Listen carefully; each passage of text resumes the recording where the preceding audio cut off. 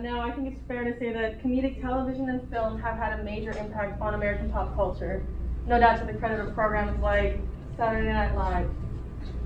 Saturday Night Live is a comedic variety show that's been on air since 1975, and it's rode on the ebb and flow of society to launch the careers of some of the most prolific comedians, actors, and performers today.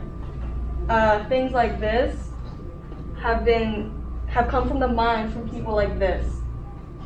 With a new celebrity host every week and a talented cast and writing staff, Saturday Night Live has been attracting an extensive group of viewers every weekend for decades. SNL has been responsible for countless pop culture phenomena, coining iconic phrases like, "Jane, you ignorant slut." Depressed? Isn't that just a fancy word for feeling bummed out? Choi, you ignorant slut. I think it's fair to see the translation from the 70s into modern TV.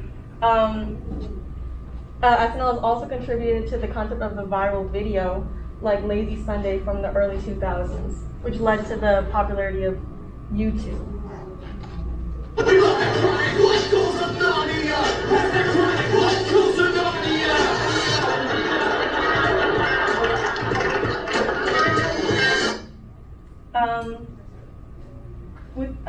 SNL has never really been a primarily political show.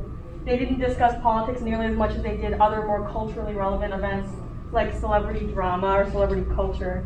However, as you reach the late 1990s and the early 2000s, that changes. This change was really drastic. The abrupt introduction of politics into SNL started with Will Ferrell's impression of former President George W. Bush. The notorious 2000 election Bush v. Gore broke the common standard of political satire, especially on mainstream TV, and it transformed the landscape of the extent that political comedy went to, because no other show or program had extensively criticized politics and the political climate as much as SNL did at the time. During the 2008 election, Obama v. McClain, Tina Fey's impression of the former vice presidential candidate Sarah Palin became known for being one of the most physically, emotionally, and vocally similar political impressions, and she's been directly credited for boosting viewers during that election season. Tina Fey's performance allowed the audience to stay up to date with what was going on in the election, making it more palatable for the general public due to the comedic nature. Even with the past election in 2020, Alec Baldwin's play on Trump and Jim Carrey's play on current President Joe Biden were really enhanced kind of versions, with Alec Baldwin's being really brash and stubborn, and Jim Carrey's Joe Biden being sort of ditzy and folksy. This election was very alien. I think that's like the best way I can describe it. And their performances were able to kind of enlighten the people on what was going on while still finding light.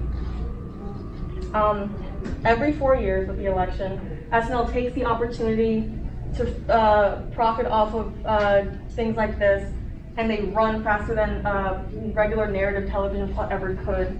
Viewership spikes up on SNL every 4 years with notorious impressions like this, and they attract higher numbers of viewers than regular late night news does.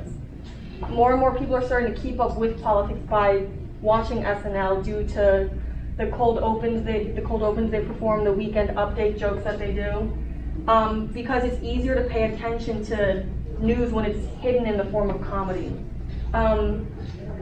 It's also easier to pay attention to the candidate's flaws due to the mud-tinted glasses of political satire.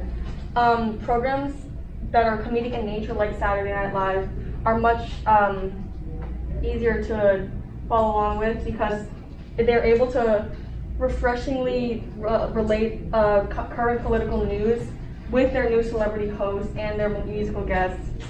It's also just more fun in general, I think it's fair to say, compared to the news. Despite this, SNL is one of the most obvious current examples of political tunnel vision. It's consistently leaned more to the left than the right, and it's also dug deeper into the wrongdoings of most Republican figures compared to the kind of inadequacies of Democratic figures. Either way, a program that's as mainstream as Saturday Night Live has such a big impact and influence over people's perceptions of people in the government. In 2009, entertainment journalist Alison Waldman stated that SNL's political satire had most likely contributed to Obama's win, with Tina Fey's impression of Sarah Palin portraying her as very distracted and lazy compared to Fred Armisen's Barack Obama being very well-mannered, very direct, very concise. There's that was Daryl Hammond portraying John McCain, and Tina Fey Sarah Palin, with Jason Sudeikis' Joe Biden and Fred Armisen's Barack Obama. Waldman's statement remains true to this day. SNL undoubtedly has a massive impact on how people perceive people in the government and whatever legislation comes along from there, and an already drastically divided country. Seeing a hyperbolic impression of a political figure you dislike can easily drag you to be bothered by them even further, and possibly even offended. On the other hand, if you see a representation of a figure that you support that is less than courteous, it's more derogatory, it will probably have the same effect. It will drive you further from that. This widespread cyclical loop that happens every 4 years is a direct contributor to the current gap separating the right from the left. It generalizes parties and beliefs and pulls people apart even further than necessary. And I don't think it's wrong to say that separating people based on these stereotypes is objectively a wrong thing.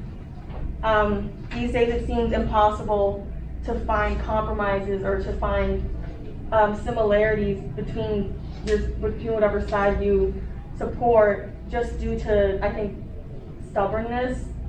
And shows like SNL do not help that in any manner. They kind of prove that people like being separated because they like to laugh at people that they don't support, which is not great. Despite all that, I do want to say this. I think that if someone has political opinions that you find threatening or oppressive due to your identity, I don't think it's a good idea to stay, bless you, near them. Thank you. I would definitely, if I felt threatened by someone whose opinions kind of went over like my identity, I would protect myself and I would stay away from them. However, I think while that is my own individualistic belief, I don't think that that sort of division needs to be promoted by widespread mainstream television. Seeing a constant flow of satire involving figures with standpoints that you may or may not agree with, especially when it's posed as mockery, destroys the fundamentals of unity before they even attempt to come together again. Any effort to reconcile is futile due to a sort of persistent rampage of just constant criticism, and that's promoted division more than I think it's helped with. I consider myself a major fan of Saturday Night Live. I'm also fully aware of where I stand on the political spectrum, and I don't allow myself to be influenced by these portrayals because I don't find them helpful. They're more entertaining, but they shouldn't be used as a direct source of news or information. These caricatures, like I said, don't influence me, but they have a very powerful hold over the general public.